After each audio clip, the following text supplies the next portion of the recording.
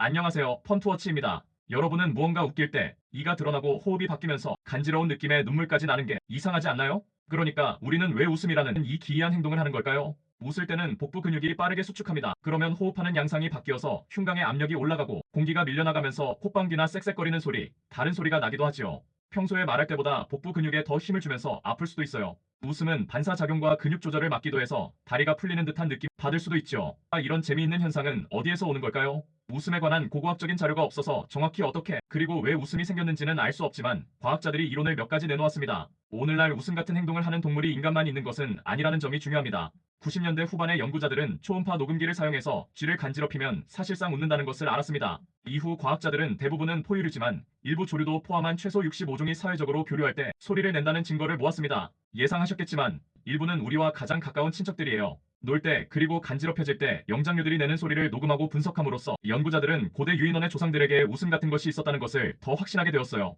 다른 유인원들이 떠들썩하게 놀 때 웃음 같은 소리를 내기 때문에 연구자들은 웃음이 공격적이지 않은 친근한 의도를 명백하게 전달하는 용도로 발전했다고 생각합니다. 하지만 물론 인간은 격렬하게 놀 때만 웃는 것이 아니라 즐거울 때도 웃고 심지어는 놀랍거나 혼란스럽거나 긴장될 때도 웃지요. 몇몇 과학자들은 인간이 다른 유인원에서 갈라져 나와서 더 큰 사회 집단을 만들고 복잡한 언어 능력이 생기면서 웃음이 기능을 확대했다고 생각합니다. 과학자들이 세운 가설은 웃음이 놀 때만 쓰는 것이 아니라 대화에서 미묘한 의미를 전달하려고도 사용되고 여러 상황에서 감정을 표현하려고도 점차 발전했다는 것입니다. 이 가설은 웃음이 전염된다고 생각하는 한 이유입니다. 웃음은 누군가의 감정 상태를 공유하는 초대장 같은 것이죠. 짧은 웃음소리를 듣는 것만으로도 뇌의 핵심 부분을 활성화해서 여러분을 웃거나 미소 짓게 만듭니다. 참여자들에게 재미있는 영상을 보게 한 연구에서는 다른 사람이 있을 때 확연히 더 오래, 많이 웃었습니다. 혼자일 때도 같은 정도로 즐거움을 느꼈다고 답하긴 했지만요. 또한 인간의 웃음은 일반적으로 대부분 동물들이 놀면서 내는 소리보다 큽니다. 이에 대해서 몇몇 과학자들은 인간의 웃음이 개인 간의 신호일 뿐 아니라 주위에 있는 모두에게 알리는 역할도 하기 때문이라고 추정합니다.